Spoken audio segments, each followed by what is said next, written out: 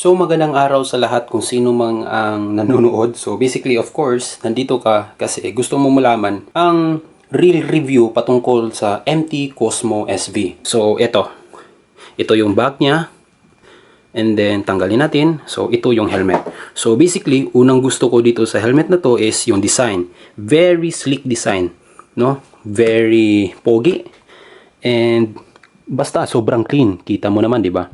At nandito din yung MT Cosmo SV na text or decals, no? Sobrang clean niya talaga, no? So yan ang nagustuhan ko. At maliban din diyan, nagustuhan ko ang helmet na ito dahil meron po itong mga certifications na pasok sa world standards. So ano ba ito? So meron po itong ECE 22.6, no? I mean ECE 22.06. Meron din itong DOT, PSB, and ICC. So basically hindi lang ito pasok sa Pilipinas kundi pasok din ito sa international standards, no? Ito yung isa sa mga nagustuhan ko kasi hindi lang ito basta helmet, no? Tapos yung presyo niya, singtulad siya ng presyo ng ibang helmet, medyo may kamahalan ng onte, but very worth it yung price niya kasi hindi lang isa, dalawa, tatlo yung certifications niya kundi 4. So ano ba ang hindi ko nagustuhan sa helmet na ito? So yun nga, lamang naman talaga siya sa benefits or pros. Hindi ko nagustuhan sa helmet na ito is hindi siya pasok sa ulo ko. Ewan ko if yung ulo ko lang ba. Kasi yung size ko mismo sa Spider or Evo man niyang helmet is large at ito ay XL. Samantalang sinuot ko ito, magkasya naman siya. However, grabe ang sakit sa ulo. No? Ito pala yung interior niya. I don't know if tama ba yung terms ko, but ito yung nasa loob niya. Maganda naman yung foam niya, however, masakit siya dito. Dito banda, oh. Ewan ko if makita nyo ba, but dito yung sobrang sakit. However, wala naman akong issue nung suot ako ng Spider, yung Evo, ibang helmet, pero iba talaga ito. Iba yung formation sa ulo. Ewan ko, dahil ba sa styro nila dito yung ginamit nila, basta masakit siya sa ulo ko. Long rides, even after 30 minutes na paggamit ko is masakit talaga siya. Kaya napag-isipan ko na ibenta ko na lang ito sa murang halaga. Nabili ko to online for 4,500. Medyo lugi ako pero ano ba yung magawa ko na kesa matambak lang ito sa bahay, di ba? Also, ang kagandahan din dito is meron siyang emergency pool in case yung mga emergency. Basically, yung mga emergency unit natin ng personnel is pwede nila itong gamitin, di ba? And also, changeable na din yung padding niya, mabili mo online, which is good.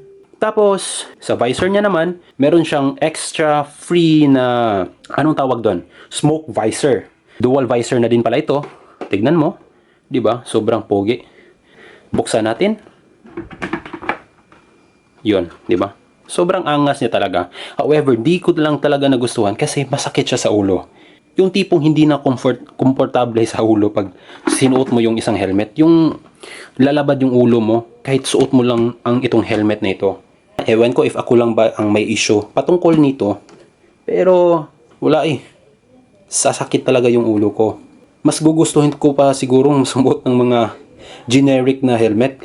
Basta komportable lang yung ulo ko at di lalabad. And also, may isang feature siya na wala sa ibang helmet, no? Is ito. Pag palitan mo itong lens niya, you just have to press this one and tanggalin mo. Di ko na lang tatanggalin kasi hirap ng setup ko dito ngayon. So, ipakita ko na lang sa iyo yung free niya na smoke visor. So, ito nga pala yung smoke visor niya. So, medyo di magkasya sa camera. Pasensya na lang. Pero ito yung lock mechanism niya. Just take a look. Tignan mo. No? Ito yung kagandahan sa extra visor niya or sa visor mechanism niya, no? And then also, when we talk about air ventilation dito, sobrang legit. I can really say na sobrang ganda ng air ventilation ito. Tignan mo. Tapos, hindi tulad ng ibang helmet dyan na sabi nila may air ventilation pero di mo naman talaga feel yung pag-ventilate ng air.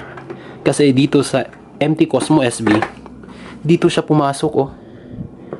Talagang ginaw na ginaw or nakahinga yung ulo ko. However, di talaga kaya yung sakit sa ulo ko dito. Kaya yun nga, ibenta ko na lang siguro to, no? Actually, may mga nag-inquire na, tapos antay na lang ako. So, yun. My honest review patungkol sa MT Cosmo SB. Again, maganda siya kasi may 4 na certifications, no? Kaso masakit lang talaga siya sa ulo. So ito, tingnan nyo. Ikot ko, ikot.